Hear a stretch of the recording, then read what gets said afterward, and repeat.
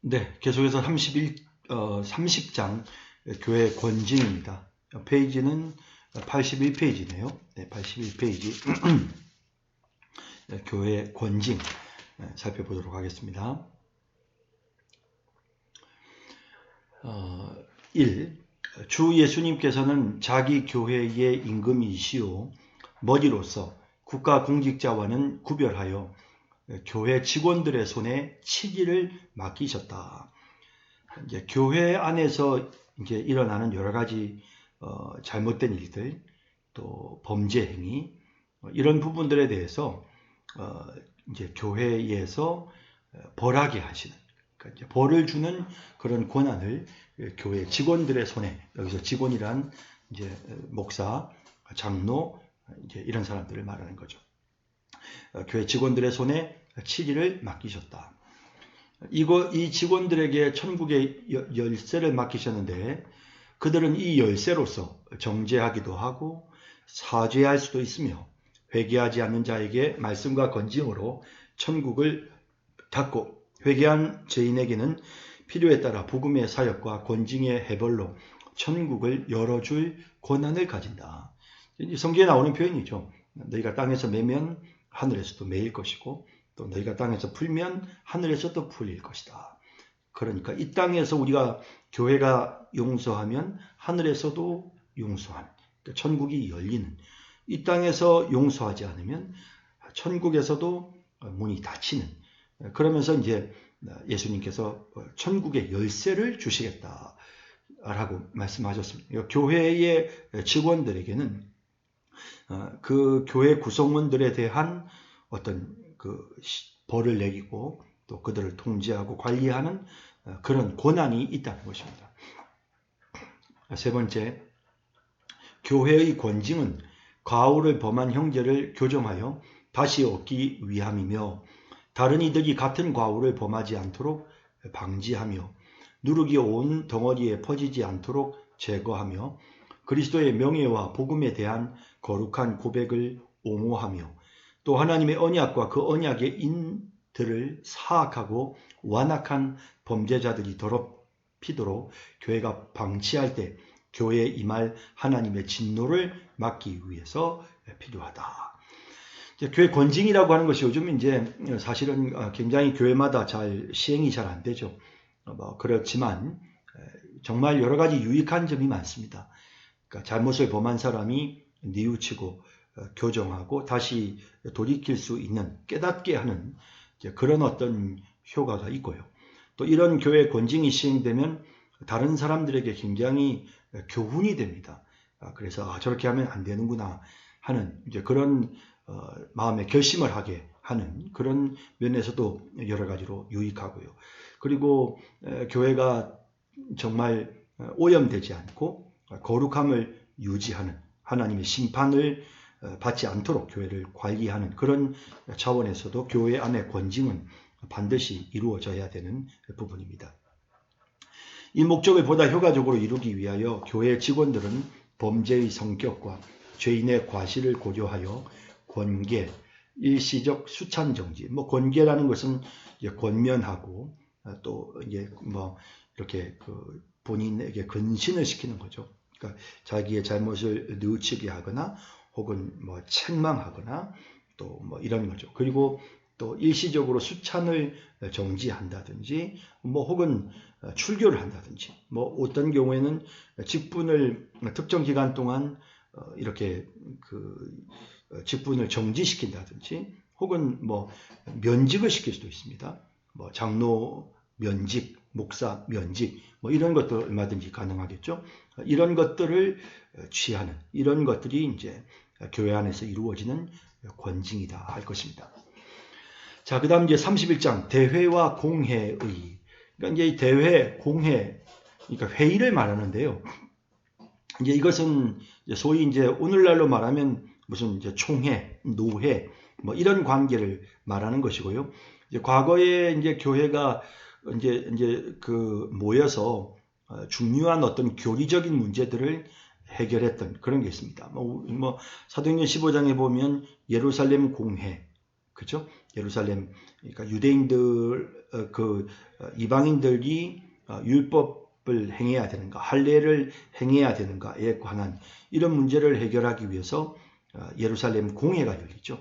뭐 그 이후에도 여러 가지 많은 교회 역사 속에 교회가 함께 지도자들이 모여서 중요한 어떤 교리적인 부분이라든지 당면한 교회 문제를 해결하는 뭐 이런 회의가 있었는데요. 이제 이런 회의에 대해서 지금 설명을 하는 것입니다. 자, 1. 보다 나은 취지와 교회를 더 잘 세우기 위하여 일반적으로 대회 또는 공회의라고 불리는 회의가 있어야 한다. 개최 교회의 감독자와 다른 직분자들은 파괴가 아니라 교회를 세우도록 그리스도께서 그들에게 주신 그들의 직무와 권세에 의해 이런 회의를 소집하고 교회의 유익을 위하여 마땅하다고 판단될 때마다 회의에 참석하여야 한다. 그러니까 이제 이런 교회의 어떤 그런 직분자들, 또 목사, 여기서 말하는 감독자란 목사를 말하겠죠. 그리고 또 장로들, 이런 사람들은 교회가 온전하여지도록 하기 위해서 회의를 소집할 수 있습니다. 우리가 교회 안에서 이루어지는 모든 공동의회, 그죠? 혹은 교회 안에서 이루어지는 재직회, 이런 것도 다 회의의 범주에 속하는데요. 교회의 유익을 위하여 마땅하다고 판단될 때에는 회의에 참석도 해야 되는 것이죠. 그래서 교회 지도자들은 이제 노회에 참석한다든지 혹은 총회에 참석한다든지 이런 것들이 필요한 것입니다. 두 번째, 대회와 공회의 그 직무는 다음과 같습니다. 즉 믿음에 관한 논쟁을 판단하며 하나님께 드리는 공예배와 교회의 취지를 더 잘 정비하는 데 필요한 법칙 그리고 지침을 제정하고 행정 오류에 대한 불평들을 접수하여 권위 있게 재판한다. 그리고 법령과 결정사항은 하나님의 말씀에 부합하는 한 존경과 복종의 자세로 받아야 하는데 이것들이 말씀과 합치되기 때문만이 아니라 그것들을 결정할 한 권세 연고로도 하나님의 규례, 곧 말씀으로 그렇게 정한 규례로 받아야 한다. 이제 교회가 이제 공적으로 뭔가를 회의에서 결정을 하면 그러면 이제 물론 그 내용 자체가 하나님의 말씀과 합치되는 부분이기 때문에 우리가 받아들여야 되겠지만 또 그뿐만 아니라 이런 어떤 그 교회가 이런 걸 결정한 그 교회의 그 권위, 그 권세 앞에서 우리가 순종하고 그 교회가 그런 어떤 그 회의가 그런 결정을 했을 때는 하나님의 말씀으로 그걸 받아들여야 한다 하는 것입니다. 네, 세 번째, 모든 대회나 공회의는 사도시대 이후부터 총회이든 지방회의든 간에 오류를 범할 수 있었고 회의 자체가 완전할 수는 없다는 거죠. 그래서 많은 회의들이 실로 오류를 범하였다. 그러므로 회의를 믿음과 생활의 법칙으로 삼지 말고 믿음과 생활의 보조수단으로 사용하여야 할 것이다. 이걸 아주 절대적인 것으로 우리가 그렇게 볼 필요는 없다는 것입니다. 네 번째, 대회와 공회의는 교회적 사안만을 다루어야 한다.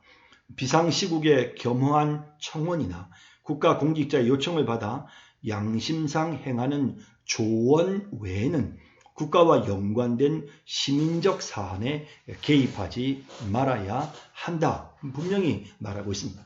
그래서 예를 들어서 정권에 대해서 혹은 교회의 어떤 이제 교회가 어떤 정부에 대해서 지지 성명을 발표한다든지 혹은 물러나라고 요구를 한다든지 이런 것들은 이거는 교회가 할 일이 아니다라고 분명히 이렇게 우리들의 신앙 고백에 확실하게 이런 내용이 명시가 되어져 있습니다.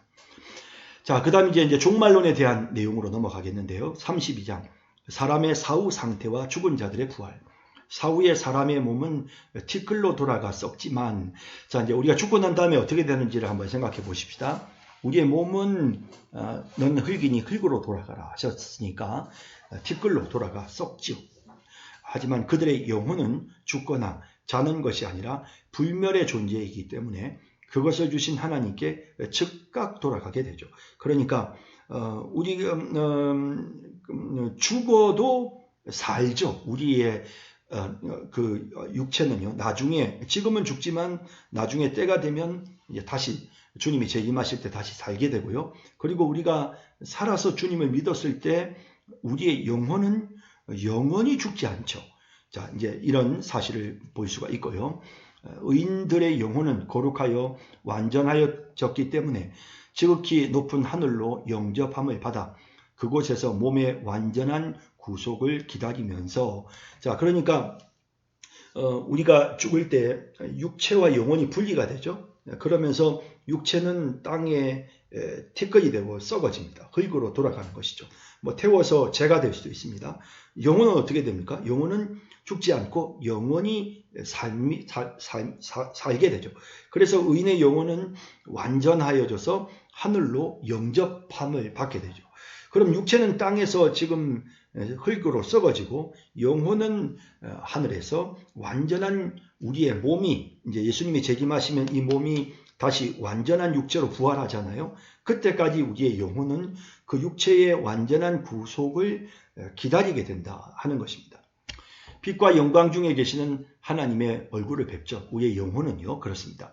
악인들의 영혼은 지옥에 던짐을 받아서요, 거기서 고통과 극심한 암흑 중에 갇혀 대심판의 날까지 대기하고 있습니다. 똑같이 악인의 영혼도 극심한 그런 그 고통 속에서 그 육체가 다시 부활해서 그 육체와 더불어 하나가 되어서 영원한 그런 지옥의 형벌을 받기 위해 대기하고 있고, 또 우리 믿는 의인들의 영혼도 이제 천국으로 가서 이제 그 영광 중에 우리의 육체가 다시 부활하여 육체와 영혼이 하나가 되어서 영생 복락을 누릴 그날을 기다리면서 우리의 영혼은 하늘에서 대기를 하고 있는 것입니다. 이 두 장소 외에는 성경이 몸으로부터 분리된 영혼을 위해 인정하는 장소는 없습니다. 그렇죠. 그래서 하늘, 그리고 또 음부, 지옥, 이것 외에는 없다는 것입니다. 두 번째, 세상 끝날에도 여전히 살아있는 자들은 죽지 않고 변화되는데요. 이제 세상 끝날에 예수님이 재림을 하실 때 우리는 벌써 이제 죽어서 우리의 육체는 땅에 있고 우리의 영혼은 이제 천국에 가 있다가 예수님이 재림하실 때 이제 이것이 육체가 부활하면서 호련히 하나로 합쳐지겠죠. 이제 거기에 반면에 이제 예수님이 재림하시는 그 순간에 살아있는 자들이 있을 거 아닙니까? 그들은 죽지 않고 바로 그 자리에서 변화가 되는 것입니다. 자, 이미 죽은 자들은 모두 몸이 비록 다른 성질을 갖게 되겠지만 다시 자기들의 영혼과 영원히 결합한 이전의 같은 몸으로 부활하게 되는 것이죠. 그러니까 몸의 성질은 완전히 다릅니다. 왜냐하면 우리의 지금 현재 육체는 썩어지는 육체고 죄로 인해 더럽혀지고 병들고 늙고 죽는 그런 연약한 육체죠. 그러나 예수님이 재림하시는 그때 우리의 육체는, 다시 부활하는 육체는, 그건 에덴 동산에 하나님께서 처음 아담과 하와를 만드셨을 때의 완전한 그런 육체로 부활하는 것입니다. 그렇게 해서 하늘에 대기하고 있었던 영혼과 결합하여 그렇게 완전한 몸을 갖게 되는 것입니다. 그러니까 이렇게 이미 죽은 자들은 부활해가지고 완전한 몸이 되고, 또 예수님이 재림하시는 순간에 아직까지 살아있는 자들은 그 순간에 호련히 변해서 이제 영광스러운 몸으로 바뀌게 되는 것입니다. 자, 세 번째, 불의한 자들의 몸은 그리스도에 의해 다시 살아 치욕을 당하게 되고요. 의인들의 몸은 그리스도의 성령께서 다시 살리셔서 존귀하게 되는 것입니다. 그리하여 그리스도의 영광스러운 몸과 같이 호련히 변화되게 되는 이런 일들이 일어나게 되죠. 예수님이 재림하시는 그 순간에, 그죠? 불의한 자들의 몸도 다시 살아나지만 그것은 영원한 지옥의 형벌을 받기 위해서 다시 살아나서 영혼과 육체가 하나가 되어서 지옥에 던져지고 영원한 불못에 던져지는 것이고요. 우리는 의인들의 영혼은 이제 육체가 썩어서 땅에 흙이 되고 재가 된 후에 다시 그것이 살아나서 영혼과 육체가 하나로 결합되어서 완전한 몸으로 우리가 이제는 영생 복락을 누리게 되는, 이런 복을 누리게 되는, 이것이 우리 그리스도인들의 사후의 죽음 이후의 모습인 것입니다. 자, 그 다음 33장 마지막 심판. 하나님께서는 예수 그리스도께서 의로 세상을 심판하실 날을 정하시고 그분은 아버지로부터 모든 권세와 심판권을 받으셨습니다. 예, 그래서 이제 예수님이 세상을 심판하시죠. 심판주로 이 땅에 오십니다. 그날에 배도한 천사들이 심판을 받을 뿐 아니라 땅 위에 생존했던 만민이 그리스도의 심판대 앞에 나아가서 그들의 생각과 말과 행동을 다 그 심판대 앞에서 자신들의 죄를 직고합니다. 그리고 선이든 악이든 그들이 몸으로 행한 바를 따라 결국 보응을 받게 될 것이다. 예수님이 세상을 심판하시는 것입니다. 자, 두 번째, 하나님께서 이 날을 정하신 목적은 피택자들의 영원한 구원으로는 자기의 자비와 영광을, 그리고 악하고 불순종한 유기자들, 그러니까 버림받은 자의 심판으로는 자기의 공의의 영광을 드러내시기 위해서, 그래서 하나님은 이 심판의 날을 정하셨다는 것입니다. 그래서 하나님의 이 심판의 날이 필요한 이유는 뭐냐면 하나님의 자비의 영광을 드러내기 위해서, 그래서 선택받은 자들을 하나님이 구원하시고요. 그리고 또 하나님의 공의의 영광을 드러내기 위해서, 그래서 악한 자들을 하나님이 심판하신다는 것입니다. 이 심판의 결과로 그때 의인들은 영생으로 들어가서 주님의 임재로 인하여 이 말 희락과 위안을 충분하게 받게 되겠죠. 영생 복락을 우리가 누리게 될 것입니다. 그러나 하나님을 알지 못하고 예수 그리스도의 복음을 순종하지 않은 악인들은 영원한 고통에 던져질 것이고 주님의 임재와 그분의 영광스러운 권세에서 쫓겨나서 영원히 멸망당하는 형벌을 결국 받게 될 것입니다. 주님의 심판이 임하는 그날에 이런 결과가 찾아오게 되는 것입니다. 자, 그 다음 세 번째, 그리스도께서는 만인을 죄에서 떠나게 하실 뿐만 아니라 역경에 처한 신자들을 더 크게 위로하실 목적으로 심판날이 있다는 사실을 우리가 확실하게 납득하게 하셨습니다. 그래서 우리가 정말 죄로부터 떠나도록, 그러니까 심판이 있다는 사실을 우리가 생각하면 죄로부터 떠날 수밖에 없는 것이죠. 그리고 또 역경에 처한 신자들도 하나님이 심판하시는 날 내 억울함을 풀어주실 것이다 라는 그런 마음으로 이제 그날을 기다리게 되는 것입니다.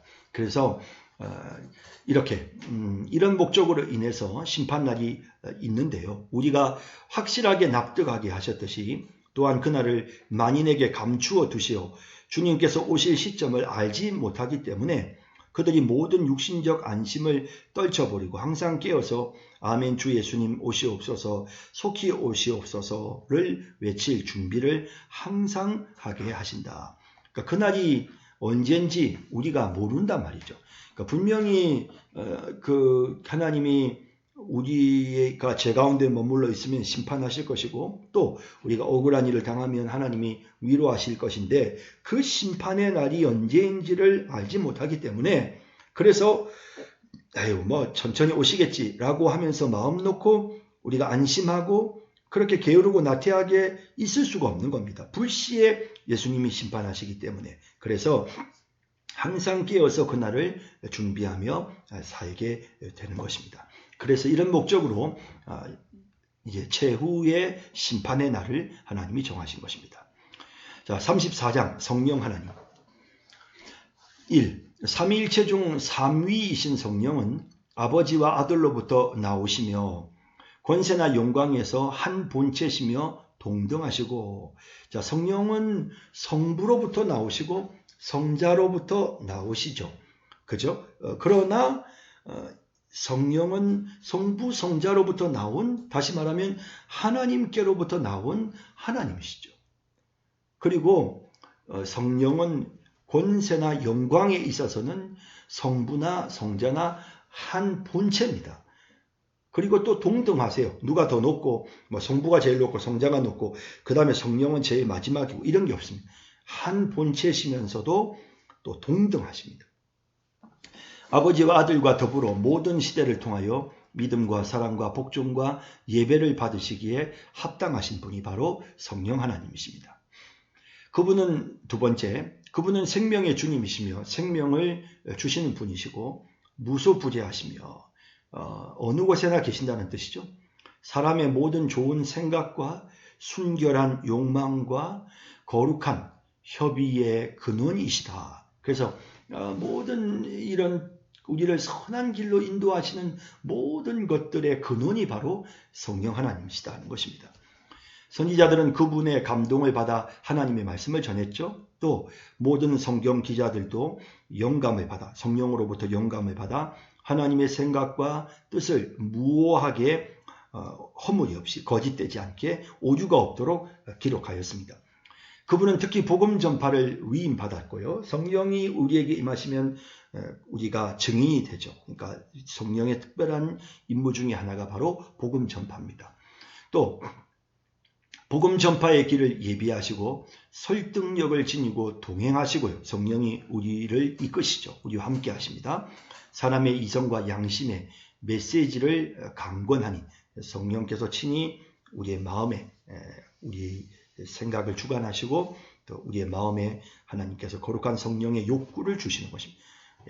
이 때문에 복음의 자비로운 제시를 거부하는 자들은 변명할 여지가 없으며 나아가 성령을 거역하는 허물을 범한다. 그러니까 이렇게 성령이 우리 속에 그런 마음을 우리의 그 이성과 양심의 죄를 깨닫게 하시기 때문에 그래서 난 몰랐다. 마지막 순간에 나는 그래서 복음을 나는 그래서 복음을 난 몰랐기 때문에 안 믿었다. 이렇게 말할 수 없도록 성령이 우리 속에 역사하신다는 것입니다.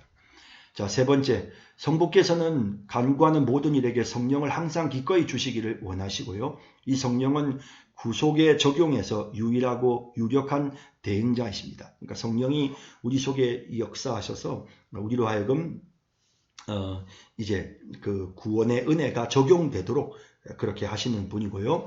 그분은 자기 은혜로서 사람을 거듭나게 하시죠. 그들에게 죄를 확신시키시고요. 감동받아 회개하게 하시고요. 또 믿음으로 예수 그리스도를 영접하도록 설득하시고 영접할 힘을 우리에게 주십니다. 성령이 그런 역할을 하십니다.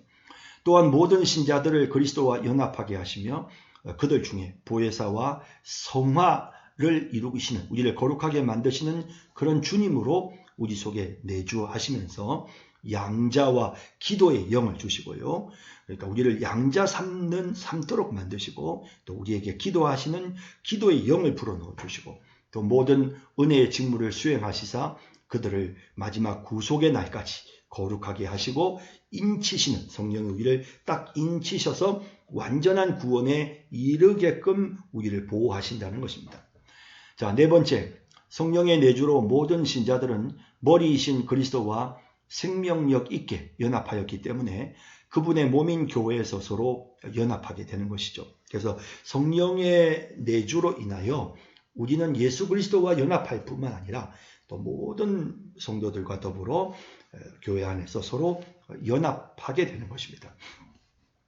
그분은 사역자들을 불러서 거룩한 직무로 기름을 부으시죠. 그래서 이제 목사로, 장로로, 또 집사로 하나님이 세우시는 것입니다. 거룩한 직무를 기름 부으시며 교회 다른 직원들에게 그들의 특별한 사역에 걸맞은 자격을 갖추게, 그러니까 직분을 주실 뿐만 아니라 그 직분을 행할 수 있는 그런 자격도 갖추게끔 만들어 주시고요. 그리고 다양한 은사와 은혜를 그 지체들에게 나누어 주십니다. 또 말씀과 복음의 규례가 효력을 갖게 하시는데요.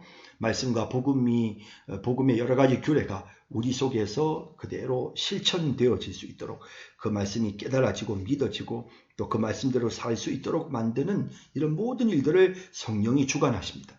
성령 덕분에 교회는 보존되고요. 왕성해지고요.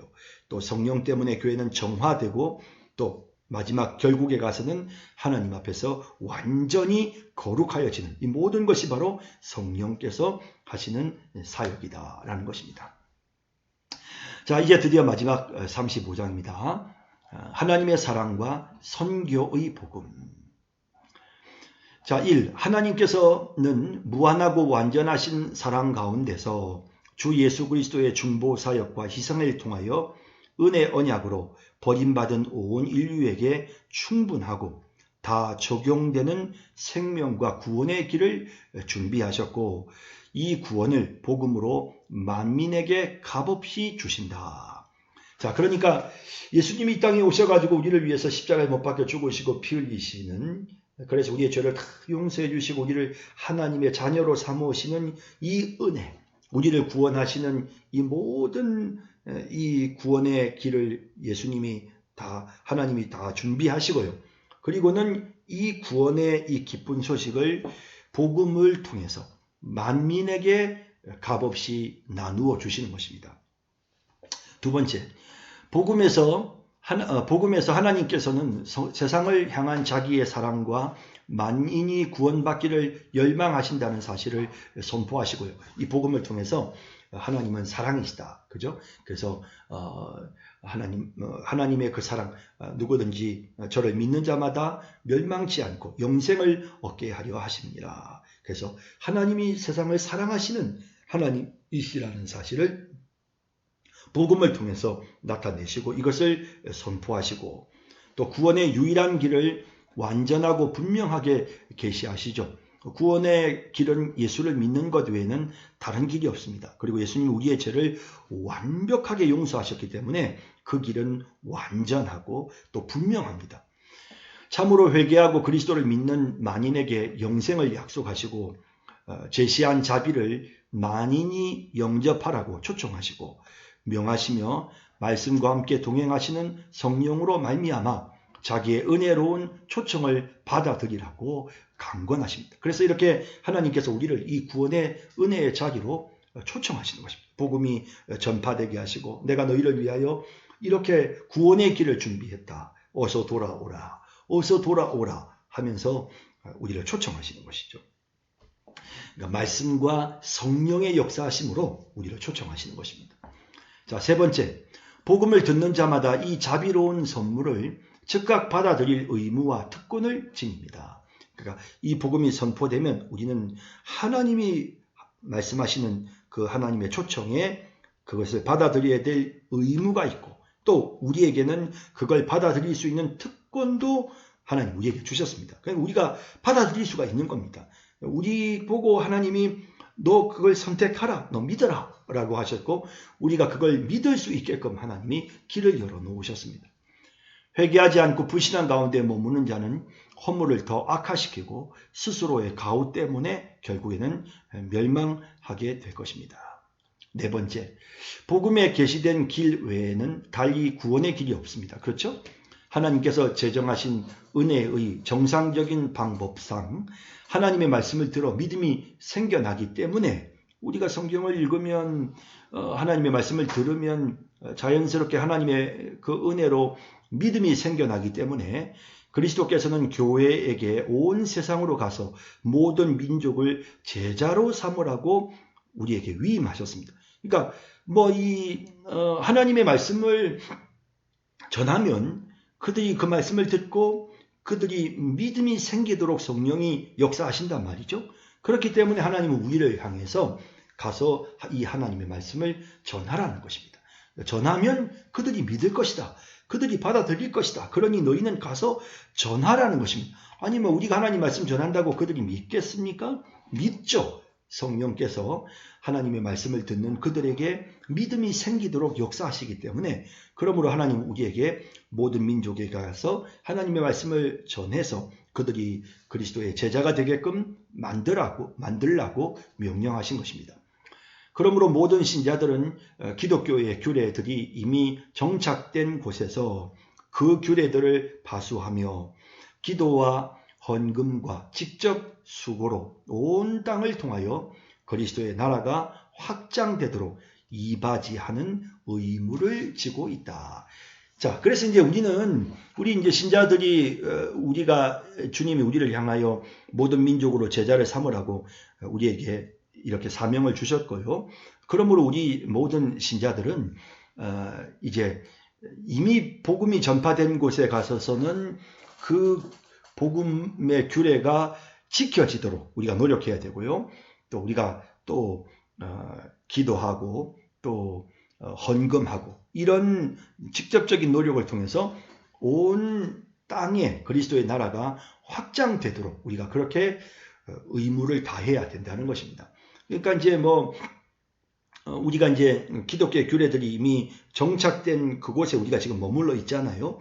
이 머물러 있는 곳에서 우리가 기도하고 헌금하면서 그러면서 중요한 것은 아직 기독교의 복음이 정착되지 못한 곳으로 그리스도의 나라가 확장될 수 있게끔 우리가 끊임없이 노력하는 것. 그것이 이제 우리 그리스도인들의 사명이다라고 이렇게 말씀하고 있는 것이죠. 자, 여러분 정말 수고 많으셨고요. 이제 이것으로서 우리 웨스트민스터 신앙고백서 1장에서부터 35장까지 전체적인 그러니까 이 성경에 나오는 그 모든 말씀들을 이렇게 정리를 해서 주제별로 딱딱 정리한 그 내용들을 우리가 함께 살펴보았습니다. 여러분들에게 많은 도움이 되었기를 바라고요. 이 내용들을 또 자주 우리가 반복해서 읽으면서 그러면서 우리가 조금이라도 다른 이단에 흔들리지 말고 바른 신앙을 딱 고수하는.